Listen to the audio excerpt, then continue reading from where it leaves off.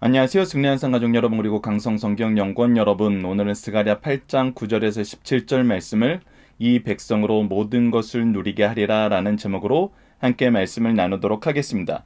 우리가 7장 말씀에서 금식에 대한 규례에 대해서 물어보러 왔을 때 하나님께서는 우리가 그동안 했던 것이 하나님의 뜻을 따르는 거였는지, 우리를 위한 것인지 지적하시면서 우리가 하나님의 백성으로 사는 삶의 모습에 대해서 굉장히 자세하게 설명해 주십니다.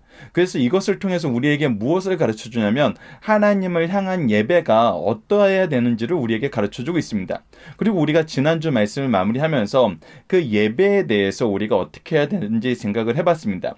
이전에 제가 발행이신 박유열 목사님한테 들었던 말씀 중에 하나가 무엇이었냐면, 박유열 목사님도 처음에 목회를 시작할 때 주일날 새벽 예배가 없었습니다. 하지만 이 새벽에 일을 나가는, 주일날도 일을 나가는 성도들이 있어서 새벽 예배를 만들기 시작했습니다. 그러나 이 새벽 예배가 이제 주일날 일하러 나가는 사람이 거의 없어졌다 그래도 사라진 것이 아니라 어떻게 됐냐면 계속 유지가 되었던 것입니다. 지금 우리가 이 스가랴서 7장 말씀을 시작하면서 이제 우리가 슬퍼하면서 애곡할 일이 없어졌으니까 이 금식의 기간을 없애자라고 얘기하는 것이, 우리가 지난주에 함께 나눴던 것처럼 우리가 예배를 없애는 것을 어떤 필요에 의해서 예배가 생기고 필요에 의해서 예배가 없어지는 것으로 보는 것이 아니라 하나님께서 우리에게 예배를 선언하신 것으로 보고 그것을 지켜나가는 모습이 필요하다 그랬습니다. 그래서 예전에 박유열 목사님 담임했던 교회도 그 이후에 새벽 예배가 없어진 것이 아니라 지금까지도 이어져 오고 있습니다. 그것은 무엇이냐면, 예배를 시작하게 된 계기가 교회마다 좀 다를지라도 그 예배는 하나님께서 선언하신 것이고 하나님께서 부르신 것이라는 것입니다. 그래서 우리가 하나님께 예배할 수 있는 삶이 확장되고 확대되고 계속되어지는 것이 우리 성도의 삶이라는 것입니다. 그렇기 때문에 우리가 예배를 대하는 태도는 하나님께서 우리를 지키신다는 그 신뢰 안에서 있어지는 것이란 겁니다. 그래서 오늘 말씀은 더욱더 하나님이 우리를 어떻게 이끄시는지를, 어떻게 회복시키시는지를 보여줌으로써 하나님과 함께하는 것이 얼마나 중요한지, 우리가 예배자로 서는 것이 얼마나 의미 있는 일인지, 중요한 일인지를 얘기해주고 있습니다.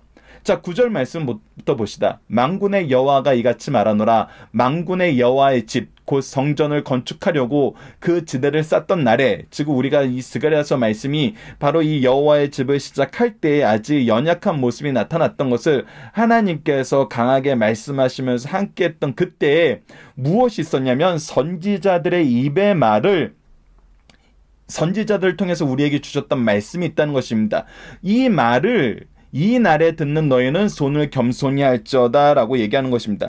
즉 우리에게 하나님께서 이 성전을 통해서 주셨던 말씀을 들을 때는 너희들이 손을 겸손히 하면서 너희들의 의지대로, 너희들의 뜻대로, 너희들이 하고 싶은 대로 하는 것이 아니라 이 예배를 선언하게 하시고 이 교회를 세우셨던 그때 주셨던 하나님의 말씀에 우리가 겸손히 귀 기울여야 된다는 것입니다. 우리는, 각 교회는 하나님께서 주의 귀한 피로 사신 교회고, 그때 그 교회를 세우는, 우리가 이 스가랴 말씀을 통해서 봤던 것처럼 하나님이 세우신 일꾼을 통해서 이 일을 행하실 때 하나님께서는 이 일꾼을 통해서 하나님의 뜻을 세우고 하나님의 능력을 공급해 준다는 것입니다. 그래서 그 교회를 세울 때 쓰임받던 사람들의 첫사랑, 하나님의 그 명령을 우리가 겸손히 들어야 된다는 것입니다. 그래서 이것을 왜 겸손히 들어야 되냐면, 이날 전에는 하나님께서 하나님의 전을 건축하라고 말하기 전에, 하나님의 지대, 성전의 지대를 쌓기 전에는, 이날 전에는 사람도 싹을 얻지 못하였고 짐승도 싹을 받지 못하였고, 사람들만 저주받은 것이 아니라 사람들의 죄악으로 말미암아 짐승들까지도 같이 저주를 받았어요. 사람이 원수로 말미암아 평안이 출입하지 못하였으니 우리에게는 평안이란 게 없었습니다. 우리를 괴롭히는 원수들로 말미암아 항상 괴로운 인생이었어요. 근데 그곳에서 하나님께서 이 성전을 지으라 하실 때 무슨 역사가 일어났냐면, 내가 모든 사람을 서로 풀어주게 하였느니라 라고 얘기하면서 이 평안을, 우리가 수고하여 얻은 열매를 우리로 하여금 누리게 하셨다는 것입니다. 무엇을 위해서? 하나님의 전 건축하기 위해서, 즉 우리를 예배자로 세우게 하시기 위해서. 여러분, 우리가 교회를 건축하는 이유는 무엇입니까? 우리에게 하나님께서 교회를 건축하라고 명령하신 이유는 무엇입니까? 교회를 우리에게 허락하신 이유는 무엇입니까? 교회는 하나님의 뜻이 있는 곳이고 하나님께 기도하는 곳이고 하나님과의 교제가 있는 곳이고 하나님의 축복이 있는 곳이고 하나님의 말씀이 있는 곳이고 하나님께서 우리를 축복하시는 축복의 통로가 되는 곳이고 예수 그리스도의 몸된 곳이고 예수 그리스도를 머리로 섬기는 사람이 하나 되어 합심하여서 하나님의 뜻을 향하여 나가는 곳입니다. 이 모든 것이 예배를 통해서 이루어집니다. 우리를 예배자로 부르신 것입니다. 하나님의 백성으로, 하나님의 자녀로, 하나님이 쓰시는 구속사의 능력 있는 일꾼으로 부르시는 것입니다. 그것을 위해서 하나님께서 이 모든 것을 평안하게 풀어주셨다는 것입니다. 우리에게 은혜를 주신 그 은혜의 목적이 무엇이냐면 우리로 하여금 참된 예배자가 되게 하시기 위한 겁니다. 참된 예배자를 우리 하나님께로 부르는 복음의 일꾼 되게 하셨다는 것입니다. 11절 말씀을 봅시다. 만군의 여호와의 말씀이라 이제는 내가 이 남은 백성을 대하기를 옛날과 같지 아니할 것인즉 해서 지금 이 자리에 와서 하나님께서 이 회복하시기 위해서 남겨진 이 백성을 앞으로 대하실 때는 어떻게 되냐면 옛날과 같이 대하지 않는다는 거예요. 옛날은 무엇입니까? 하나님이 징계하셨던 그때입니다. 하나님께서 심판하시러 작정하셨던 그때입니다. 근데 그때와 같지 않다는 것입니다. 그때와 같지 않는 모습이 무엇이냐면 12절입니다. 곧 평강의 씨앗을 얻을 것이며 포도가 열매를 맺을 것이며 땅이 산물을 내며 하늘은 이슬을 내리니 이는 내가 이 남은 백성으로 이 모든 것을 누리게 하리라. 우리가 참된 평강을 얻게 됩니다. 인간들이 만든 평강이 아니라 하나님께서 주시는 평강이라는 것입니다. 그리고 우리에게 하나님께서 반드시 소출의 열매를, 풍성의 열매를 맺게 하신다는 겁니다. 그래서 포도나무가 열매를 맺고 땅이 산물을 내고 이 모든 것을 이루어주는 자연 환경, 대표인 하늘의 이슬을 하나님께서 충분히 공급해 주시겠다는 겁니다. 때에 따라서 우리에게 필요한 것을 공급해 주시겠다는 거예요. 그래서 이 남은 백성이 이 모든 것을 누리게 하시겠다는 것입니다. 평안 안에서 하나님이 주시는 은혜의 풍요로움을 누리게 하시겠다는 거예요. 즉 우리가 하나님의 품 안에 있다는 것을, 하나님의 보호하심 안에 있다는 것을, 하나님의 은혜 안에 있다는 것을, 하나님의 역사 안에 있다는 것을, 하나님의 주권 안에 있다는 것을 우리로 알게 하신다는 것입니다. 13절을 봅시다. 유다 족속과 이스라엘 족속아, 이미 멸망했던 유다 족속과 이스라엘 족속을 다시 부르십니다. 너희가 이방 가운데 저주가 되었으나 이전에 하나님께서 심판하셨을 때는 이방 가운데 저주가 되었어요. 근데 어떻게 변했어요? 이제는 내가 너희를 구원하여 분명히 나타난 것입니다. 하나님의 구원이 우리와 함께하고 있다는 것입니다. 우리가 우리 스스로 구원한 게 아니라 다른 존재가 우리를 구원한 게 아니라 하나님의 구원이 우리와 함께 있고 하나님께서 우리를 너희가 복이 되게 하리니 아브라함에게 약속하셨던 그 언약의 성취가 있게 하리니 두려워하지 말지니라 손을 견고할지니라. 우리가 처음에는 손을 겸손히 하고 하나님 말씀을 들으라고 그러고 하나님의 축복 안에서는 손을 견고히 하라고 얘기해주고 있습니다. 이것이 성도의 모습입니다. 하나님 앞엔 겸손하고 세상을 향하여 견고한 하나님의 산성이 우리 앞에 있음을 보여주는 것입니다. 이것이 그리스도인의 모습입니다. 이것이 교회의 모습입니다. 14절 만군의 여호와가 이같이 말하노라. 너희 조상이 나를 경노하게 하였을 때, 이 저주가 되었을 때는 하나님을 우리가 경노하기 때문입니다. 하나님의 뜻을 떠났기 때문이에요. 하나님의 말씀에 귀를 기울이지 않았어요. 이것을 무시했어요. 없는 것 취급했어요.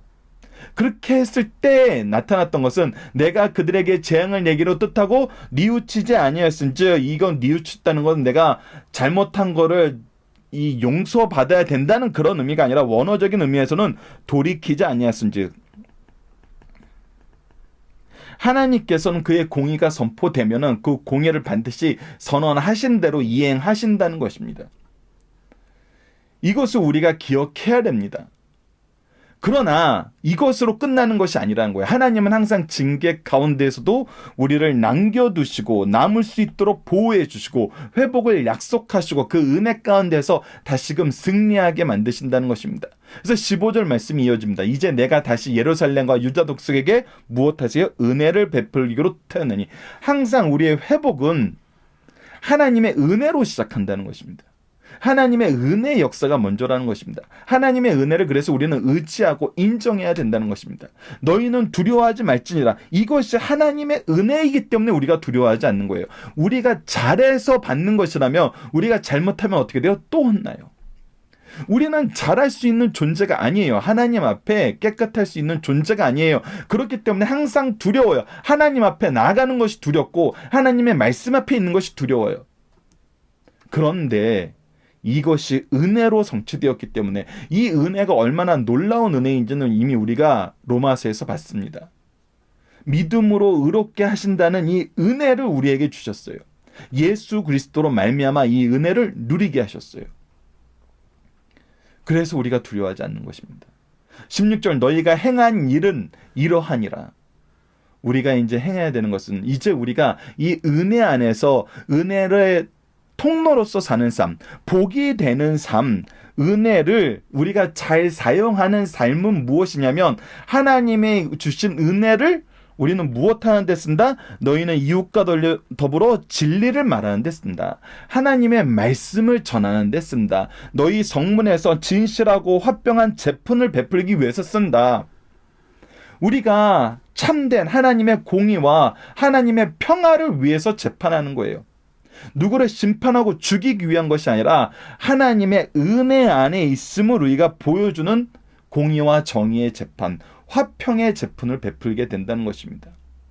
이것이 우리에게 주신 은혜를 바로 사용하는 모습입니다. 이것을 잘못 사용하는 모습은 뭐예요? 이 은혜를 무시하는 모습은 뭐예요? 바로 17절입니다. 서로 해하기를 도모하지 말고 내 것으로 만들고 내 권한과 내 능력과 내 업적으로 만들려고 서로 해하지 말고 거짓 맹세를 좋아하지 말고 속이기 위해서 거짓 맹세하고 뒤통수를 치는 것이 아니라 거짓말하기 위해서 맹세하는 것이 아니라 거짓을 맹세하는 것이 아니라 이런 것을 좋아하는 것이 아니라 오직 하나님의 뜻 안에서 은혜의 통로가 되라는 것입니다.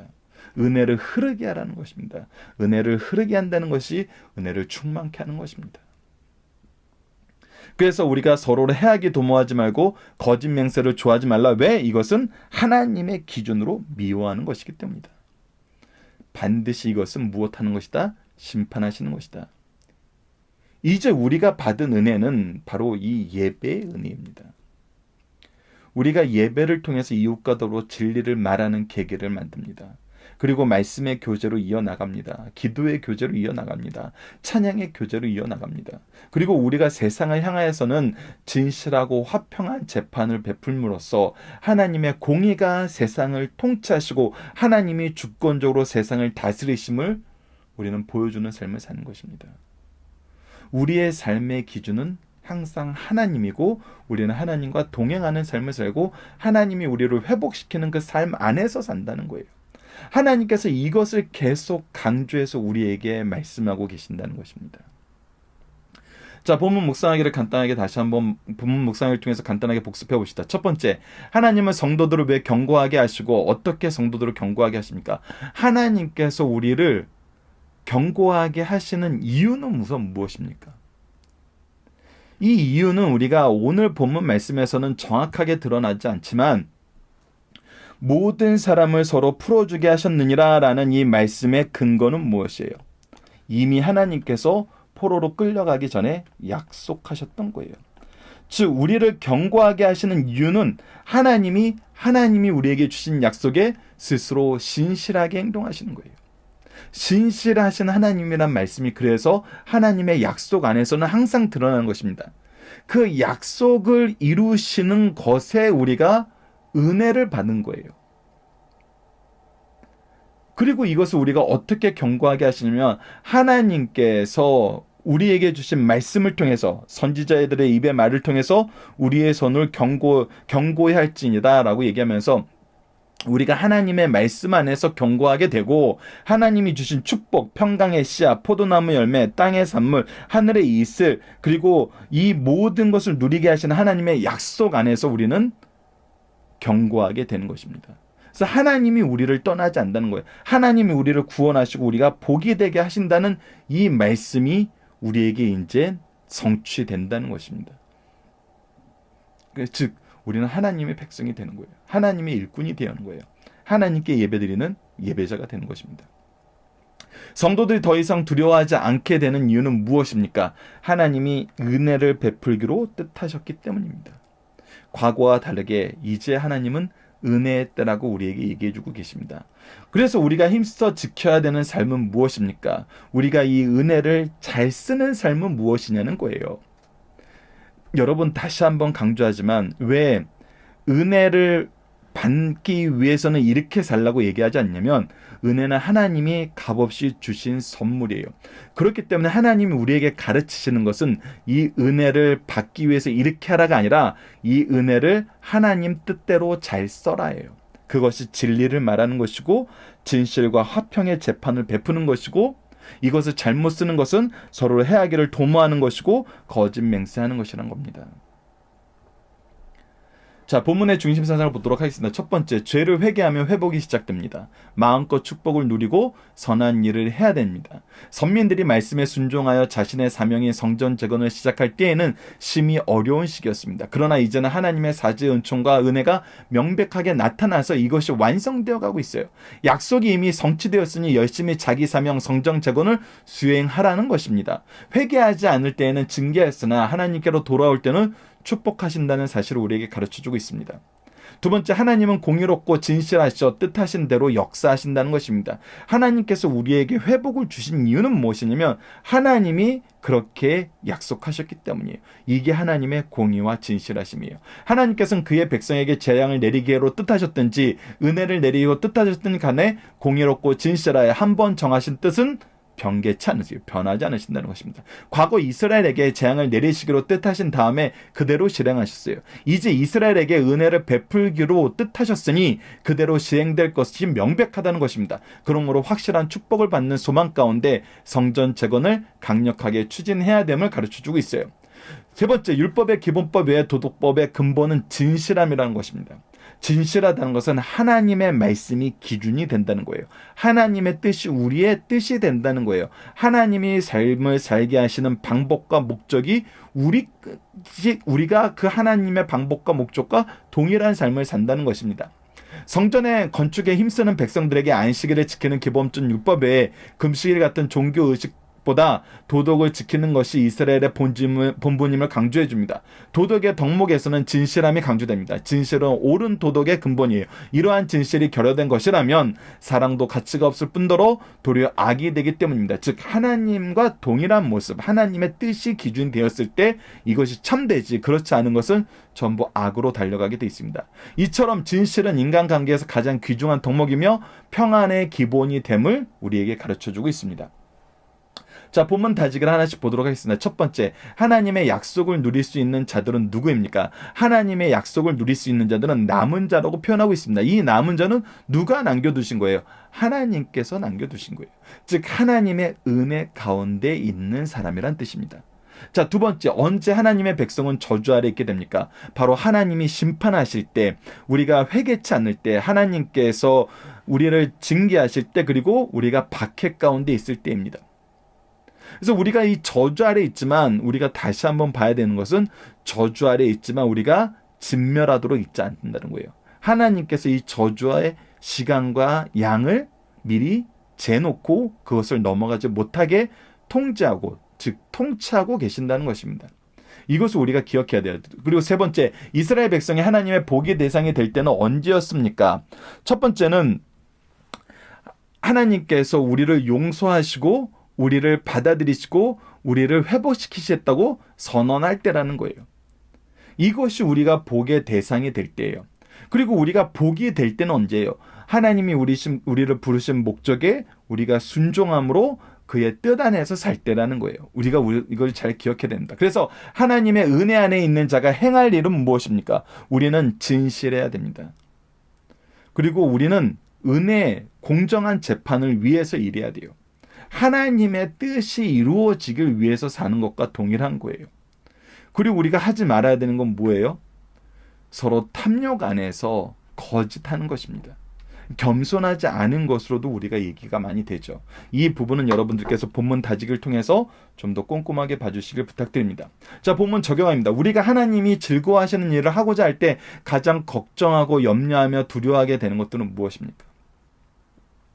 자, 하나님이 즐거워하시는 일을 하고자 할 때 우리는 항상 이것을 무엇을 봐요? 이것을 왜 해야 되는지를 봐요. 이거 어떻게 해야 되는지를 봐요. 그리고 결국은 목표가 무엇인지를 봐요. 근데 왜 해야 되는지에 대해서 깨닫게 되었을 때 이 왜가 때로는 내가 생각하는 것과 다르다는 거예요. 어떻게 해야 되는데 내가 우리 사회의 보편적인 방법과 다른다는 거예요.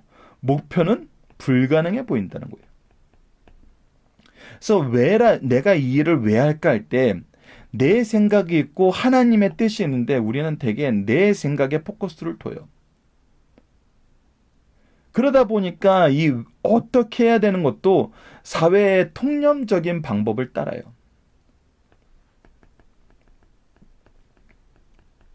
그러니까 사회가 이런 일을 할 때는 이런 것이 필요해요. 이렇게 해야 돼요. 이런 과정을 거쳐야 돼요. 이런 걸 많이 생각해요. 목표를 근데 우리에게 주신 하나님의 목표를 보면 이건 불가능해 보이고 그래서 이 목표를 세상 사람들이 생각하는 사회 통념 안에서 가능한 것으로 변경을 하죠.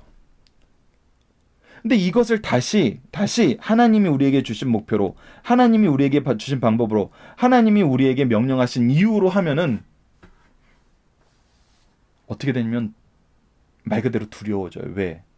이것을 성공한 예가 우리가 찾아보기 힘들기 때문에. 어디에서는? 세상에서는.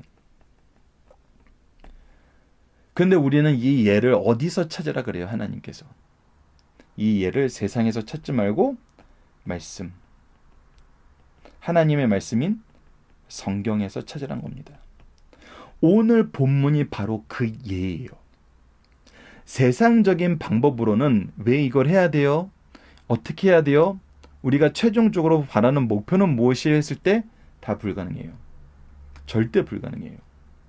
근데 하나님의 말씀을 통해서 주신 것은 무엇이냐면 하나님의 뜻 안에서는 가능하다는 거예요. 그래서 이러한 두려움에 대해서 하나님은 우리에게 무엇을 보여장해 주시나요? 하나님께서 주신 약속의 성취를 누가 이루신다? 하나님이 이루신다. 그래서 우리는 뭐가 된다? 은혜의 수여자가 된다. 은혜의 수여자가 무엇이 된다? 복의 근원이 된다. 그래서 이 복의 근원이 된다는 건 무엇이다? 우리에게 주신 이 은혜를 하나님의 뜻대로 은혜를 잘 사용하는 것이다. 그래서 이 은혜는 항상 어떻게 된다? 흐른다. 흐른다는 것은 무엇이다? 내가 복의 통로가 돼서 사람들에게 이 은혜를 전한다. 하나님께서는 이 역사를 우리에게 항상 경험하게 하신다는 거예요. 그리스도인의 삶이 승리하는 삶이었던 것은 바로 이 역사가 항상 반복되었기 때문입니다. 자, 이번 주 공동 기도 제목은 다음과 같습니다. 하나님의 언약을 신뢰하며 하나님의 의를 인정하며 하나님의 은혜를 간구하고 하나님의 사명으로 사는 성도가 되게 하여 주시옵소서. 오늘 본문 말씀을 통해서는 하나님 우리의 죄악됨, 연약함, 실질적인 어려움과 불가능해 보이는 환경들에 대해서 우리에게 회복을 약속하시고 능력을 주시고 하나님의 뜻 안에서 승리하게 하심을 감사합니다. 이미 우리에게는 이것을 감사할 하나님의 약속이 있어요. 그리고 하나님의 역사가 있습니다. 두 번째로는 우리로 하나님의 언약의 말씀을 바로 알게 하여 주시고 언약의 성취를 이루시는 주님의 전을 사모하며 하나님과 동행하는 삶을 살게 해 주소라고 기도하는 우리 승리하는 삶 가족 여러분들, 강성성경 연구원 여러분들 되길 기도하겠습니다. 감사합니다.